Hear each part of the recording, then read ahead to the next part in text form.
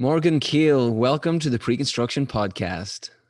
Hey, good morning. Thank you very much. Thank you very Good. much. I've been trying to get you on for a while, Morgan. You disappeared off the face of the earth at one stage. You were Morgan Masters, and then you arrived back as Morgan Keel. Congratulations.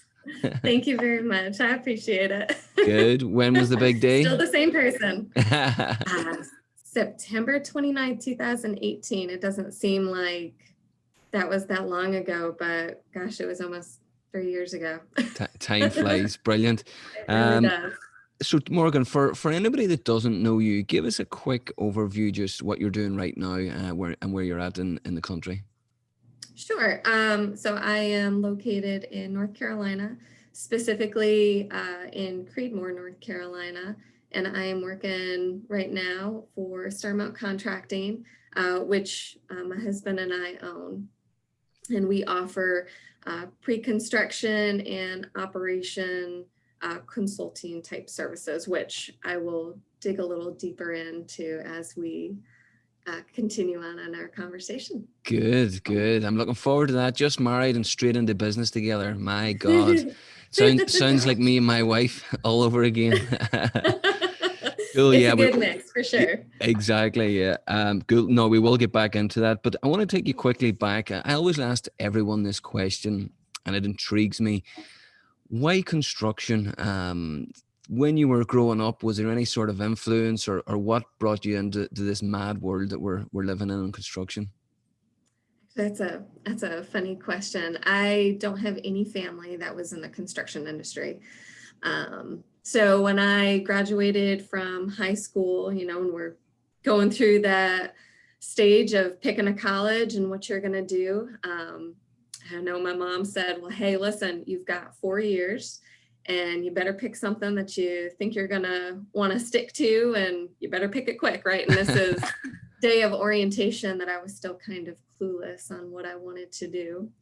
And I remember telling, there were counselors that people kind of had met with that were still unsure of what profession they wanted to go into. So he says, hey, tell me some of your dreams. And one of them was, well, I would love to build my own house someday. And he Brilliant. says, well, let's go ahead and put you in construction management and just see how that works out. And I said, okay.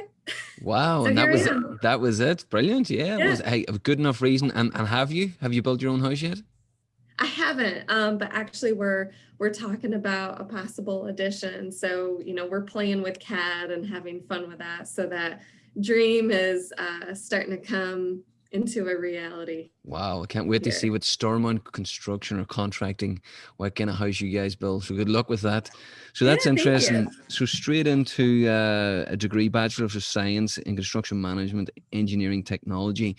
I'm fascinated about the education system in the US and how it teaches construction in general and the types of degrees.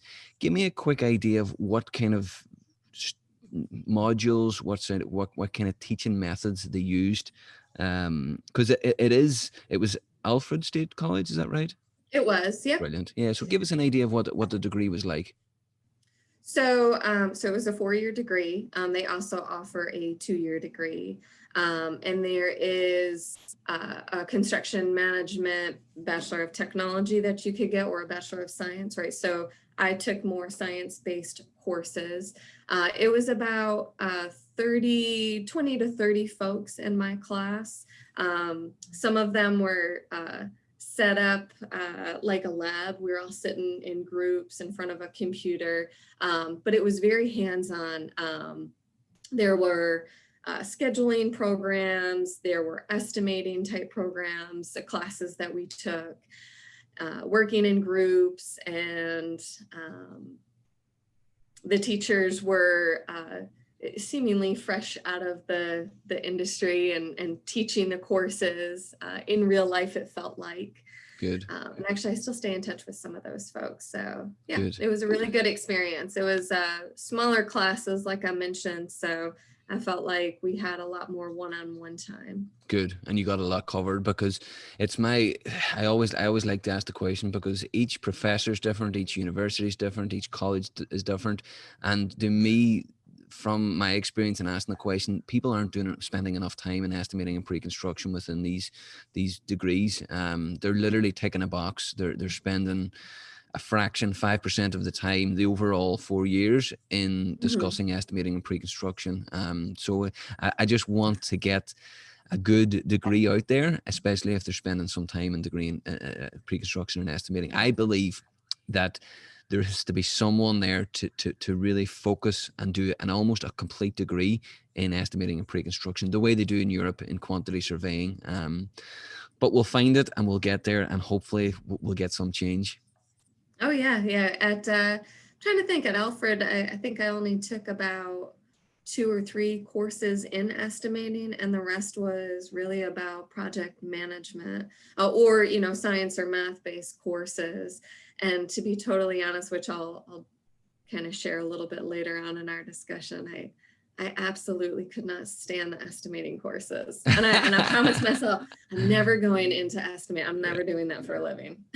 Well, maybe that's the problem. We're teaching it wrong. So whenever people come out and go to career fairs, I've never said, I always have this laugh. I says, the contractors that go to career fairs, they never get anybody coming up to their desk and go, I want to do pre-construction and estimating. Nobody. No, Nobody really does it. don't. No, nobody. No. They're all like project manager, superintendent, project engineer. Oh yeah. It's nobody wants to be in pre-construction. I've got a little funny story about that too. Good. Well, I'm all ears. I've got plenty of time if you want to divulge. Sure. So why I got into pre-construction, or why I chose pre-construction, I still get a good giggle out of it.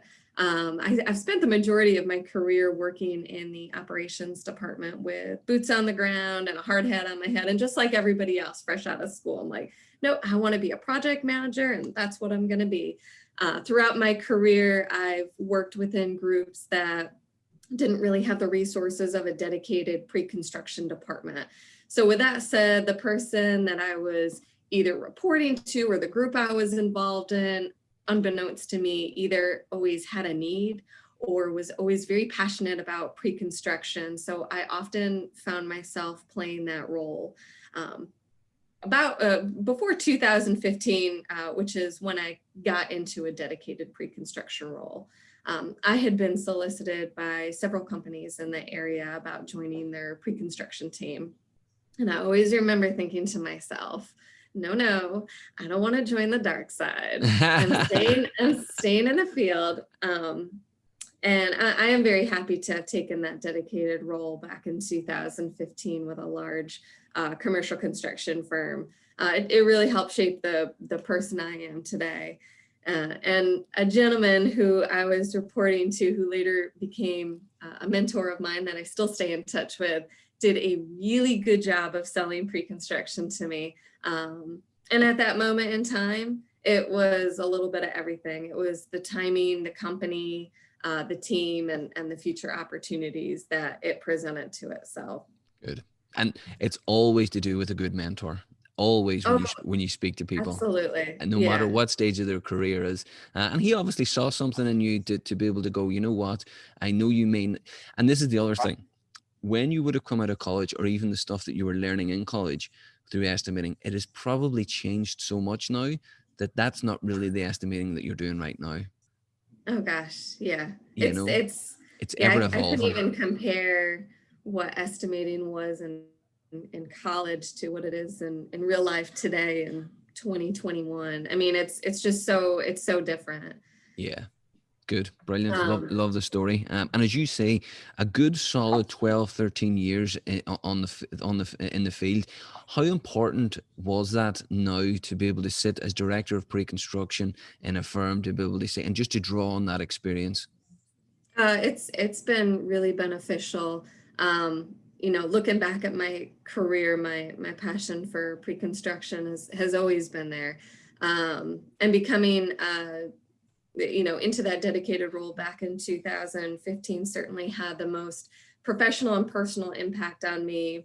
It was the right path for me, and it really helped bring out my strengths. And throughout all these years later, I've been able to leverage my experience in the field and the relationships that I've built over the years, both in New York and North Carolina. Brilliant. Yeah. And what was that like? Just tell me about that, making the move. Why North Carolina? I mean, New York was, I'm sure at that stage you were there 2011. You were with LeChase, worked till Yes. 2014. I mean, I'm sure it was buzzing at that time. Why did you, I think it was with LeChase that you made the move? It was, yeah. I was hired on as a project engineer with them, with the inspiration of owning my own business someday. And I started working with them in a small group that the managers handled their projects from the pre-construction to the post-construction stages. And then moved on to working in a larger group that shared their profits with a real estate development firm where we developed and renovated their properties. And those properties were mainly senior living and Section 8 housing with shared community space. So I relocated with them down to North Carolina in 2011 for a couple of reasons. Number one, you can't deny the weather. From New York to North Carolina. But also I had a sibling that was living down here that I've always been close to. And moving down here would get me closer to her physically. So yeah, that was the main reason I moved down here. And they had an opportunity that I could move down with them, which made the transition a whole lot easier instead of having to kind of up and change your whole life. At least, I had that one consistent thing of the company was the same, just totally new people. But once I moved down here, I started developing new relationships with the coworkers down here, subcontractors and clients. And I even had a really great opportunity to work with Duke University, which has always been a dream client of mine. So I worked on several projects with them. Brilliant.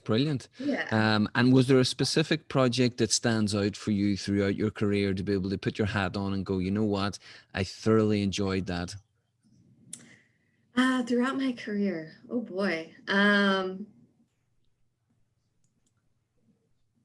sure listeners might giggle at this one, but gosh, there was this project in Wilmington that I worked on back in 2015.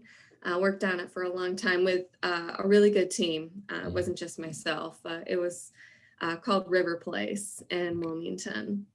It's a 12-story and 13-story tower with a connecting bridge.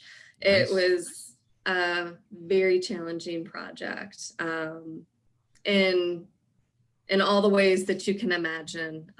The cost, the location,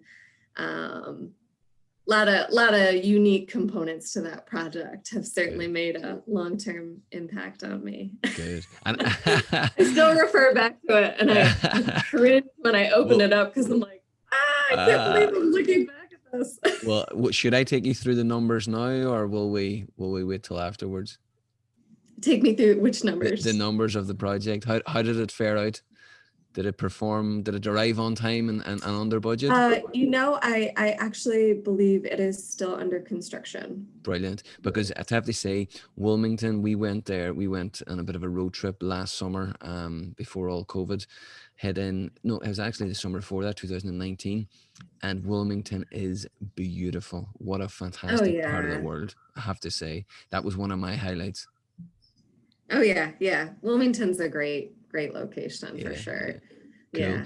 So, I mean, looking at your background, I mean, you mentioned it there, the on-site experience, then going to pre-construction manager, and then director of pre-construction.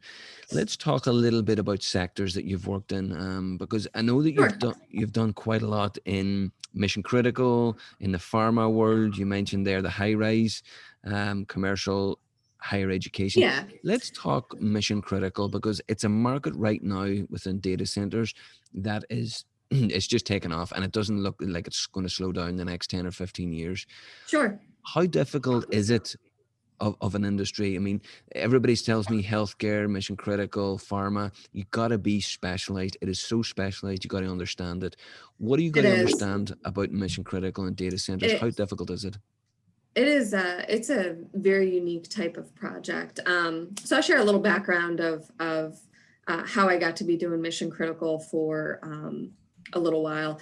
So I took a break from commercial construction in 2014, and I worked as a contractor for pharmaceutical, microtechnology, semiconductor type of plants here around the area. I was heavily involved in anything from process development to pre-construction to executing projects.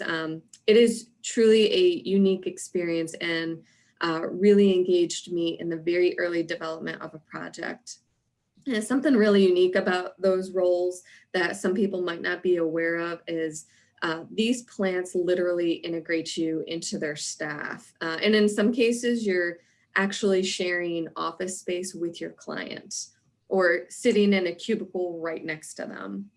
If you were an outsider walking through these plants, you would be very surprised on how many contractors are working in the spaces, and you can't really tell the difference between the clients and the contractors, right? They do a really good job of making everybody feel like part of their company. But Morgan, that's what it's about. I mean, that's the key to a successful project is collaboration, and you can't get closer than them sitting next door. Absolutely, absolutely. And so within these plants, a lot of their work is considered mission critical because there's only certain times of year and very small windows, or sometimes very large windows, that these plants have a time that we can actually get in there and make these connections into their production. They've got production of several different products, and they schedule it. Some of these plants know 2-3 years ahead of when they're going to have this quote unquote shutdown, and it's a 24-hour operation. So we spend all this time, almost half a year, just planning and doing as much executing as possible before it is to a point where it's interrupting the production, because that's how these plants make their money. They're producing their product and selling their product. So we spend all this time pre-planning and doing some construction to make sure the 24 hours of every single day during that shutdown are accounted for, and we are doing something to make sure that execution is successful and that there is no downtime that their products can't be produced. So it's very intense. And like I mentioned, there's usually a day shift and a night shift. They're 24-hour operations when we are doing shutdowns. And there's a couple hours of overlap in between the daytime and nighttime person, just of supervising, making sure all the subcontractors have exactly what they need from us. And again, it's been talked about so much prior to you actually getting to that shutdown period, just to ensure the most success. Wow, it seems like a military operation, literally, with the precision. It feels like it too. And I'm sure that experience, being in an environment like that, and you take that environment to the other types of commercial construction throughout the US, I mean, I'm sure that is a big help for you to you. I mean, when you're going to do a higher education, a mixed use, whatever it may be, to be able to bring that sort of scheduling, timing, foresight, I'm sure that helps. Oh, absolutely. And that type of mission critical is so different from any other kind of project I've ever worked on. It has its own flavor of unique that are really just beneficial to all the other types of projects. You think to yourself, if I can do this on that type of project, I can do it on any kind of project. Brilliant. And would you recommend someone, if they did get the opportunity to work on a mission critical project, to go just not for the experience, maybe to get into that industry on a full-time basis, but it's definitely something you'd recommend, would it be? Oh, absolutely. Yeah, I had really great experience, and honestly, some people might feel a certain way about sitting that close to their client or working that close to your client, but I had a really great experience. I worked in several different plants and had really great experiences at all of them. Good. And some of those clients I still stay in touch with, and I've since been out of that field for a little while now. Very good, very good. And again, I mean, you can tell me, we mentioned it before, pre-construction and estimating, collaboration is a big talking point. I mean, it's getting a lot of noise in the industry. How important is it Morgan, I mean, you've gone through, as you say, multiple sectors, multiple industries, multiple projects. Give me an idea of what you believe is the ultimate when it comes to collaboration. How close do you need to be? The importance of pre-construction, just to share a little bit of my opinion, pre-construction is not only the first steps in building a building, but it promotes building and cultivating relationships. And in my opinion, it's one of the most important roles a professional in pre-construction will play. Relationships are everything.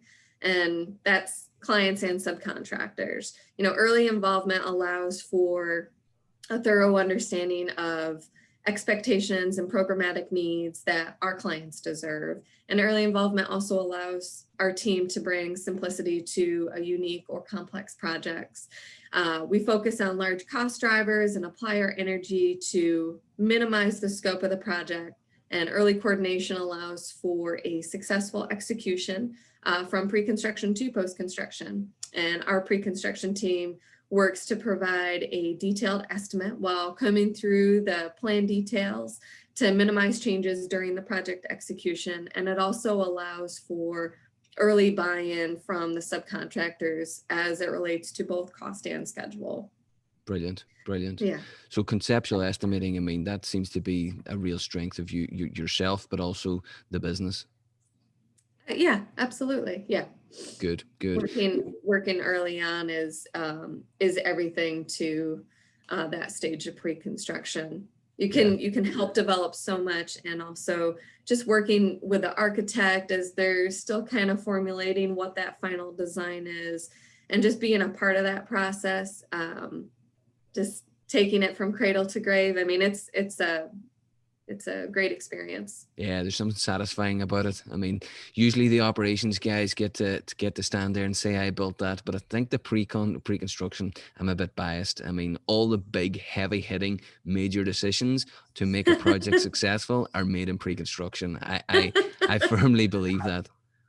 And a lot of firms out there are fairly good at collaborating those two teams, because I feel like sometimes some companies might struggle with that. There's a big disconnect between the pre-construction and operations department, but there's a lot of the large firms out there. They do a really good job of integrating those two teams together, making sure that they're working together early on, making sure that even during reconciliation of a third-party estimate at the conceptual stage, there might be an operations person there that even the pre-construction person has had an opportunity to bounce some ideas off of. So and that is so important to have that level of communication and collaboration, because otherwise it's just going to be a long project. A long project of finger pointing constantly. Yes. And if you might have saw it in LinkedIn, but I put a major topic out the other day, and I believe that 2021, one of my predictions are the real strong communicating operations guys are going to find themselves transitioning into pre-construction, because I think contractors now understand that the major decisions, rather than rectifying them at operations level, it's got to be made early on. So getting those guys in there with their experience, their knowledge, it can only be good for the end product. Absolutely. Yep. So talk to me now about another passion of mine, Preconstruction Technology. Oh, sure. Yeah. Throughout your career, is there any technology that you've found that really hits the spot for what you do, helps you expedite the process within commercial construction? Anything that you're working with right now? Just give me your overview of Precon Technology. Yeah, there's quite a few software packages that can really help make the pre-construction process considerably easier. The one I spend the most time using is On-Screen Takeoff. The scope of a project is such a huge component to what drives the cost of the project. On-Screen can auto-track your quantities from the square footage of metal panels on the exterior of your skin to the number of receptacles designed throughout the entire building. There are a lot of functions to On-Screen Takeoff, but my favorite above all is how much independence you have on the level of detail you want to show in your deliverable. You can separate areas out. You can separate buildings out, which really provides some flexibility later on during that value management process that unfortunately we've all had to probably experience a little bit of that. But plain and simple, you can dig really deep into the details. You have this tool that allows you to break out, for example, pile caps, mat footings, grade beams, and retaining walls versus just showing a single line item of the total cubic yardage of concrete. I mean, so the question for me to someone that isn't providing that level of detail is, why wouldn't you? Yeah. Because you got that tool, so why wouldn't you? 100%. Yeah. And it's all about the data. It really, isn't it? Absolutely. Yeah. And there's some accountability, responsibility that you need to take on screen, right? It is a program, and you need to plug in the right scale and make sure it's giving you the right information. But the possibilities on that program are endless. I mean, you can go into so much detail as much as you want, and there's just no limit to it. And copy all that information over and put it into a deliverable component for a client to see. I mean, in my experience, everybody really likes a lot of detail. Yeah. In their estimates. And like, I think just from speaking with people, pre-construction technology, any technology that you devote your time to understand and put the time and effort into will give you what you need. It's about that time spending on it, putting the right data in, and then getting the right workflows organized in it. Tell me now about the importance. Obviously, you're a massive fan of on-screen takeoff. When you go and speak with a client, is there any sort of visualization you do, or how do you present, as you say, that detail? The attention to detail that you have? So you can take screenshots of it. You can print them to PDF.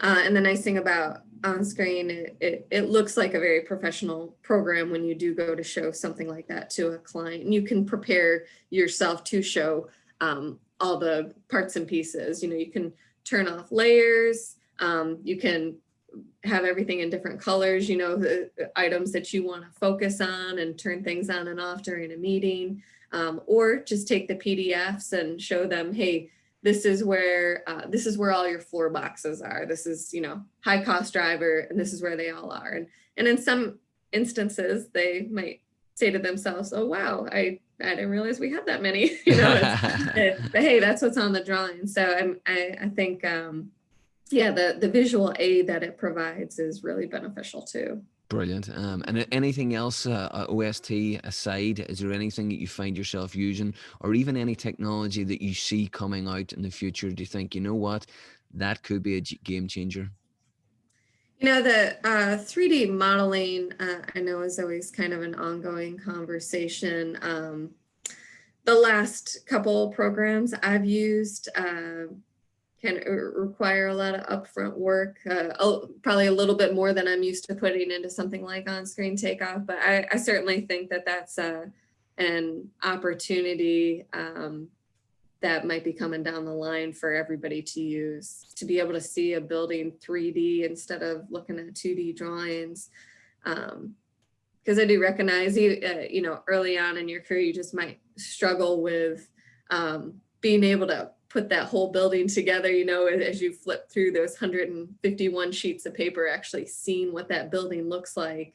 That 3D modeling can offer that visual aid to you that you might not be able to see on 2D. Yeah. I mean, I think it's going to be a game changer, and I think it's going to be a game changer for pre-construction and estimating, attracting people into the industry, because as you say, those 12 or 13 years that you spent on the field, visually seeing things put together, we can do that now. Well, we should be able to do that, and hopefully we can do that now in 3D. So this idea that people that don't want to go to the field can't get into construction or pre-construction or an estimate, you can actually leave school and go, you know what, I'm really good at maths, I'm really good personality, I've got the right tools to be a great estimator. Let's go straight in there, and I can learn through 3D modeling and visualization of projects. So I'm a bit hopeful for it. I really do. I could foresee it being really beneficial to our industry. Good, good.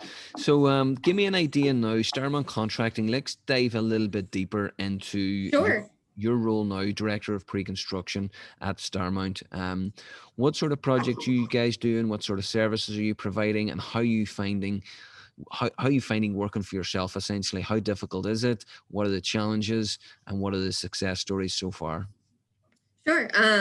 So Starmount Contracting was branded in 2019, and we're really excited. But as of July 2020, we're certified as a woman-owned, historically underutilized business, which you might know as HUB, in the statewide uniform certification program of North Carolina. So we're still in several different areas of construction management, including pre-construction and operations, with several different building types. So we have experience with K through 12, higher education, senior living, Section 8 housing, laboratory, multi-use, commercial high-rise, mission critical, like I mentioned earlier, pharmaceutical, microtechnology, semiconductor, office space, and parking decks. We are also experienced with lead construction as well. Since we're talking about pre-construction specifically, we provide turnkey estimates from the early conceptual stage to construction bid documents. So we also provide bid packaging recommendations, value management, and also reconciliation services.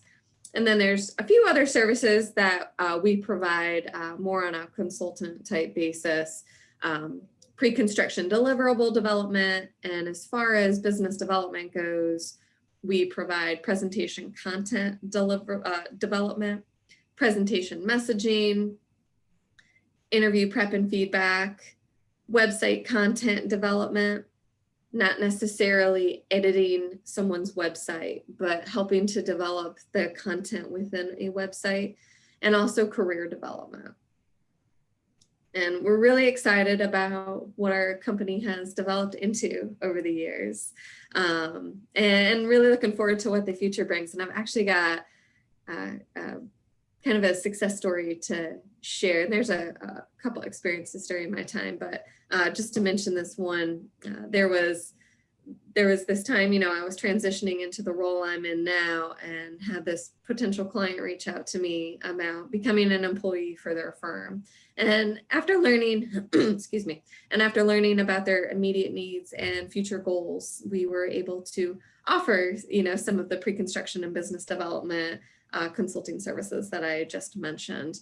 That, quite frankly, at the time, that was not services that we were even considering offering at the prior to. And to say the least, I've really enjoyed working with this client, and that the door that this opened for opportunities with other contractors as well. Brilliant. Yeah. It's been really great. It's exciting times. So how hard is it? I mean, I can tell you that it's really difficult. We started our company in 2017, and it's challenging. And it's a big risk. So give me an idea of what was the most difficult things for you guys starting out. Or did you have a little bit of lead time to be able to prepare, and because I know you jumped into the business a little bit later, how difficult was it? Because you're only really a year old, a year and a bit, and you guys are right. are doing an incredible job already. Some of the challenges I think someone would need to prepare for before deciding that this role is good for them, right, is there isn't a marketing department, right? There isn't all these different departments that you can rely on all these other people. So, it's kind of up to you to wear a bunch of different hats and to be okay with all those different hats, and not think you're, above or below some of those responsibilities. I really enjoyed, and I know my husband has too, really creating what our vision is for the company, even as far as the little things like, what is our logo going to look like, what's our company going to be called, hey, what kind of goals do we want to set up as far as social media, what do we want to do on those platforms, hey, how often are we going to reach out to clients, what are our clients going to be, who are our clients going to be, who do we want to work for and who don't we want to work for?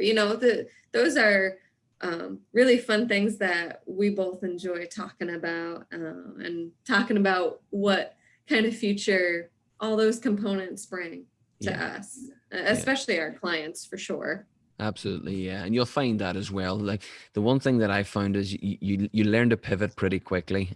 You might have this fantastic vision in your head that you're going to work with these companies, and it just sometimes it just doesn't work out like that.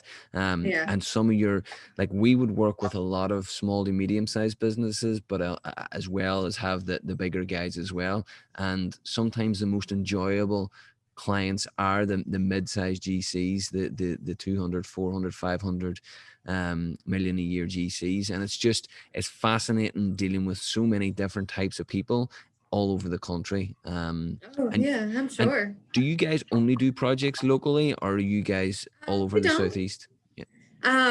We've done work in Virginia, and are currently even looking at a couple projects outside of North Carolina and Virginia, with a consultant I work with frequently. So yeah, it's not just in North Carolina. That just happened to be where we're certified as a women-owned hub business in North Carolina, but certainly open to other locations as well. Because a lot of our clients, they don't just have an office in North Carolina. Some of them have an office in North Carolina and Virginia, like I mentioned, or in Texas or Kentucky. So wherever those projects kind of bring us. That's the beauty of a decent client with multiple locations. You could be dragged anywhere across the US. And speaking of anywhere in the US, we relocate a lot of people to North Carolina because we know it's a booming market. Charlotte, Wilmington, Raleigh, Greensboro, even South Carolina, as you say, Southern Virginia. Give us an insight into what you like now. You've been in North Carolina a while. Give us an insight into what Raleigh's like, what there is to do there, what you do at the weekends, the schools, the community. What's the best parts of Raleigh? In comparison to where I came from, upstate New York and Syracuse, North Carolina, I'd say the biggest difference is definitely the people. There's just an open arm friendliness to the folks that live here. And it's a big melting pot of people. There's people from all over that live in North Carolina. So there's a whole lot of different experiences and stories to share. Me personally, I've always really enjoyed, I don't go downtown a lot, never really have, but the times that I have gone down there, husband and I have enjoyed with some friends the breweries, and hopping around and enjoying those, and the restaurants, where we love restaurants. So really into those. I'm not even quite sure if they're doing them anymore, though, quarterly restaurant weeks to go check out, the Sullivans or the Capitol Grills, or, I've always really liked doing that.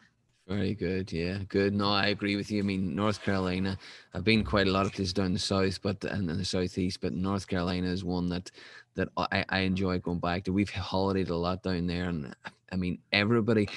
I know Wilmington is the most inbound city right now, but Charlotte and Raleigh are the numbers relocating there. It seems like everybody there has come from somewhere. Like the expat community it must be sitting at 75%. Yeah, absolutely. And as far as outside of just talking about Raleigh, I mean, gosh, we love going to the mountains, whether it be Asheville or Black Mountain or that Morganton area, which is actually where we got married. And love going to the ocean as well. You can drive on the beach and some of the beaches down here. So we go to Fort Fisher, and I mean, it's just, there's so much to do in North Carolina. There really is. I feel confident saying, anybody looking to relocate down here, if you're into it, it's probably around here. Yeah, and that's it. That's the flexibility and the amount of diversity you have in North Carolina. Everything's at your doorstep almost, or within an hour and a half or 2 years. Oh, yeah, yeah. Well, listen, Morgan, this has been thoroughly enjoyable. I'm really looking forward to getting this out, but also following your story at Starmount Contracting. Looking to see where you guys go to next year. I'm sure it's exciting times. But more importantly, I can't wait to see this self-build whenever you guys decide to build this house in North Carolina. I think we're going to have to do a special edition on the plans and how it goes, because I hear it's pretty stressful.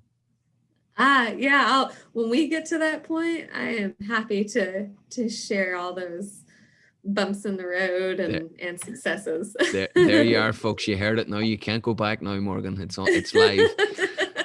Thank you very much. Listen, I will, if anybody wants to reach out to you, where's the best place to contact you? Have you got an email address or LinkedIn? Yes. Yep, I'm on LinkedIn, so definitely feel free to reach out to me on LinkedIn. And my email, I've got a Starmount email. It's M as in Mary, Keel, Keel, at starmountcontracting.com. Brilliant. And I will also put those details at the bottom of any content that we put out, just so that people can reach out to you. Sounds great. Yeah. Thank Brilliant, you so Morgan. much for having me. Thank you very much, and have a great 2021. Yeah, you too. Thank you.